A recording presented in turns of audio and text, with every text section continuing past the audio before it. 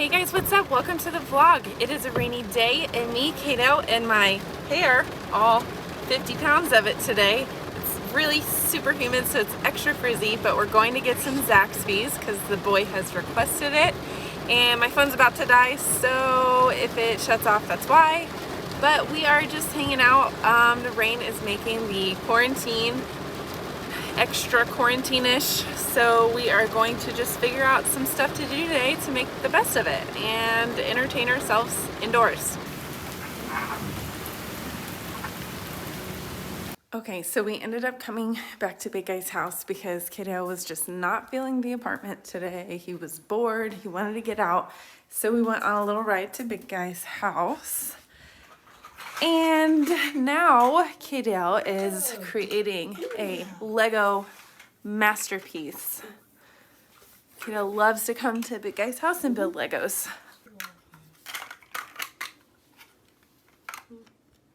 That's so good. Where are you going? Oh la la. Oh la La la la. Here, what's Hi. What are you doing? Oh, you dumped chips out on the floor.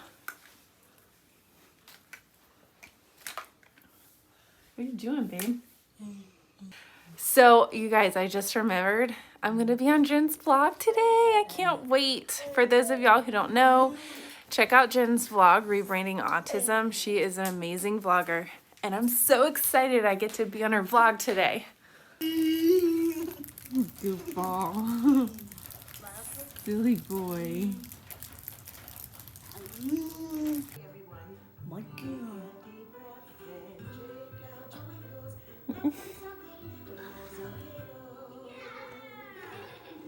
You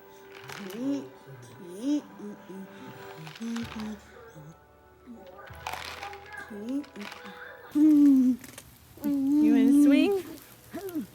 Careful. Big push. Big push. Are you happy it finally quit raining? Okay, you ready? I'll push you. Hey guys, so I just got off the FaceTime with Jen and it was amazing. I miss her so much. I miss all of my friends on the Autism Vlog Squad, quite frankly. But I will link Jen's channel down below so that you guys can go check her out because you will not regret it. She is fantastic. So I kind of want to go back to a vlog that I did a few days ago. It was a couple of vlogs back about ABA. And kind of, you know, I know some people like ABA, some people don't like ABA, but, you know, honestly, we've only ever had positive experiences with ABA, and so I was curious to know why people don't like ABA, honestly. So I got a lot of really good feedback from you guys. A lot of, you know, conflicting opinions and a lot of comments and things like that. And I found it to be really interesting, actually. So I just kind of want to go back and talk about that and give you, you know, my response and just dive a little bit deeper. You know, I don't want to only talk about ABA on this channel. I mean, I don't want to be stagnant in what we're talking about, but at the same time, ABA is a big part of me and Kiddo's life. So, you know, this is what we do. We do ABA almost every day. So anyways, I do appreciate y'all's feedback though, because I found it really helpful and really interesting, and it gave me a lot of insight as to why people don't like ABA. So I'm going to read some of the comments that I got. Okay, so one of the comments from YouTube was, I haven't had any experience, but I know a lot of autistic people and the autistic community overall hates ABA and says it's abusive and in fact makes things worse. I don't know enough about it to say my own personal opinion, but I know that other therapies like OT or talk therapy can be helpful for verbal or less severe autism. A big question is whether it actually helps or just teaches masking, which is something a lot of non-severe autistic people do. I certainly mask a lot, and masking is really bad for mental health, but it's difficult to know whether it truly helps or not. So I've never heard of masking before. That was a first for me. And I kind of did some Google search to see what masking was. This is actually from a vlog. It popped up on Google search on YouTube. But from this vlog, masking is hiding autistic behavior by imitating non-autistic behavior in order to fit in. It's commonly seen in autistic women and girls. Okay.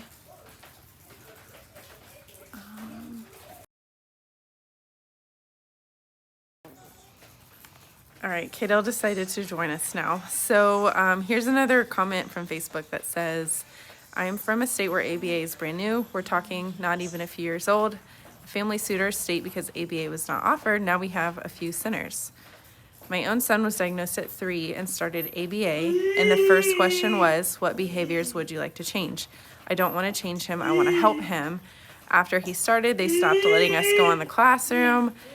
They stopped letting us speak with the RBT. We noticed that every day he would have different therapists. He started screaming when we would drop him off, and it just goes on to talk about, you know, how bad of an experience Vanessa had. And, you know, I'm really sorry for that, Vanessa. That's terrible. You know, our experience with autism and ABA and, you know, his therapists have fortunately been nothing but good. We've only been to 2 different therapy centers. You know, the school that he's currently in has a clinic there, so that's where we get ABA now. But, you know, I would say, just like with anything, you know, there's good and bad. You know, you have some good doctors out there, and you have some really bad, not very good doctors out there. Good teachers and bad teachers, good therapists, bad therapists. And, you know, it's just that I think just because one center is bad or one center is not up to par doesn't mean that that's necessarily a reflection of ABA, you know? I mean, you're gonna know also just based on, I mean, the fact that they won't let you talk to the RBT, it should be nothing but open communication. Every place I've ever been with Kaidale requires parent interaction. They require a certain amount of hours each week that the parent has to show up, and they have to participate, and they have to kind of collaborate together with the therapist. And so that should be a first red flag, you know, and your child's gonna let you know based off his or her reaction to, you know, going to therapy, however often they go. You know, yes, it's kind of like school and work. Okay, so take 25 of today's vlog. It's taking me a while to film this vlog because single mom life over here. And I'm trying to manage and juggle and entertain and everything else. Dogs barking, phones blaring in the background. Lots of stimming behaviors. But it's all good. This is our life. So whatever. It is what it is. I'm not trying to be all Hollywood over here. Just trying to share our life. Do you want me to push you, babe? Okay, ready? Ready? Big push, ready? Set, pick your feet up, go! Okay, so I wanted to read off some more comments, but I don't know if I'm gonna get the chance to like sit down and focus on that today. So I'm just gonna kind of wrap up in a nutshell the gist of what I read from you guys and my take on y'all's feedback. That was impressive. I don't know what to tell you. He just jumped out of his swing and did like a slow motion ninja move. But he's okay, he's safe. It's not very high off the ground, so he's fine. You want a big push? Or you want to push yourself? You can push yourself, that's fine. No big deal. So yeah, anyways. yeah, so I think as a parent, you know, you're your kid's advocate. I think you have to go with your gut. And if you're getting red flags from ABA centers, just the same as school, you know, public school, private school, whatever. If you drop your kids off and you're getting red flags and, you know, you're getting that gut in your stomach or that gut feeling, that's your parent's intuition. You got to be your kid's advocate, autism or not. So if something doesn't seem right, it's probably because it's not. And yeah, baby, big push. Ready? Big push. Ready? Big push. And so it's up to you to investigate and figure out, you know, kind of what's going on. And if you don't figure it out and you still have that gut feeling, then just change schools, change therapy centers. I know that's easier said than done, but, you know, I'm not saying that all ABA is amazing and marvelous and wonderful. But what I am saying is I kind of understand where you guys are coming from with the whole like masking thing, and then the therapist asking you, you know, what behaviors do you want to change in your child? So here's my take on that. You know, ABA shouldn't be used to try to make a kid normal. That's ridiculous. And I mean, who would even want that? I don't want Kaidale to be like every other kid. I want Kaidale to be Kaidale. I don't care if he stems. I don't care if he hand flaps. I don't care if he vocally yells like this all day. I don't care. That's Kaidale being happy. That's Kaidale living his best life. So that's not what we use ABA for. However, I will say that, you know, sometimes autism is not all, you know, rainbows and roses. Sometimes autism can be really hard. Sometimes autism can kind of, you know, rear its ugly head, and, you know, Kaidale can go to result in self-injury. And when you have a kid and you're a parent that's, you know, hurting themselves repetitively, trying to hurt you repetitively, unable to communicate anything at all because they're nonverbal and they don't know how to express themselves or communicate, you know, that's when ABA comes in handy. That's when ABA can be a useful and powerful tool for you. And that's what we used ABA for. Goodness gracious. Somebody has an opinion. But that's what we used ABA for when Kato was little, you know. He was nonverbal 100% until 6 years old. So, you know, ABA helped us to help him to learn how to communicate with pictures. And it helped us kind of figure out, you know, well, why is he hurting himself? Why is he biting himself? Why is he trying to attack me? What is the source of that frustration? What came before that behavior? So that we can, more than anything, you know, not try to change him or manipulate him, but to try and figure out why he's doing what he's doing and to understand him better, quite frankly. So once you know, learn your child, learn why your child is behaving the way that they're behaving, you know, that's what ABA is for me and for us. So anyways, I feel like I just rambled, but you know, I see where you guys are coming from in this sense of, you know, you feel like ABA is used to change someone and to make them normal and to fit into social norms.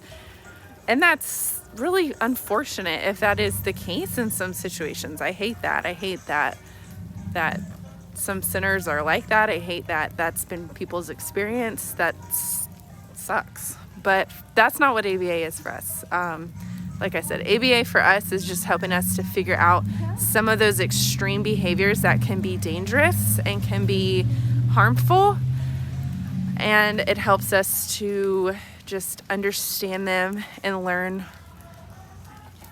what to do, how to respond, how to help him.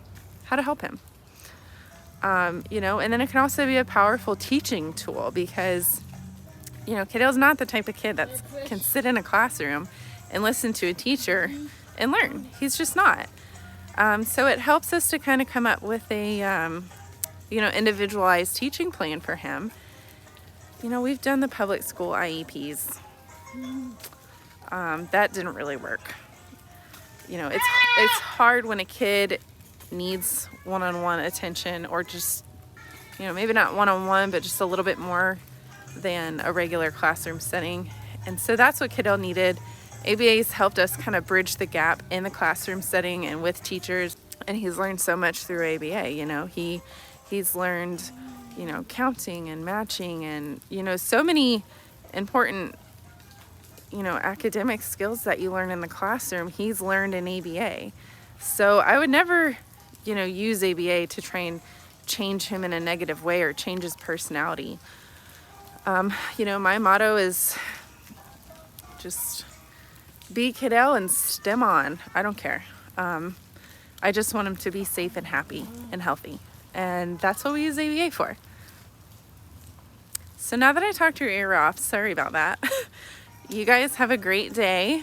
We're gonna just hang out here a little bit longer. I gotta go back to work tomorrow. So we're just gonna relax and enjoy each other's company. And Kaidale is just gonna swing and watch Thomas the Train the rest of the day, apparently. So we'll see you guys later. I hope you have a good day, and thanks for watching. Bye.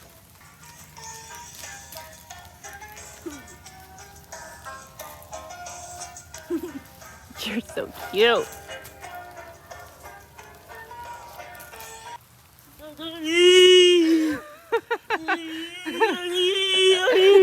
Are you having fun? Are you having fun?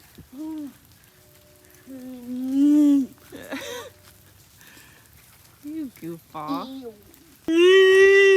Hey, what are you doing?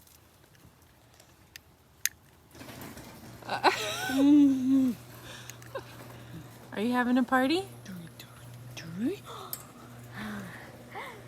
Are you feeling footloose and fancy free? Yeah?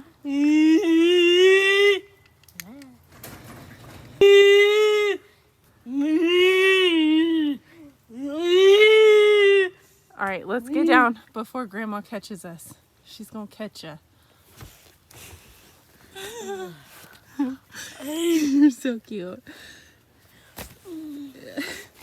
Come on. Oh, it's the little things in life, isn't it, Kaidale? It's the little things in life.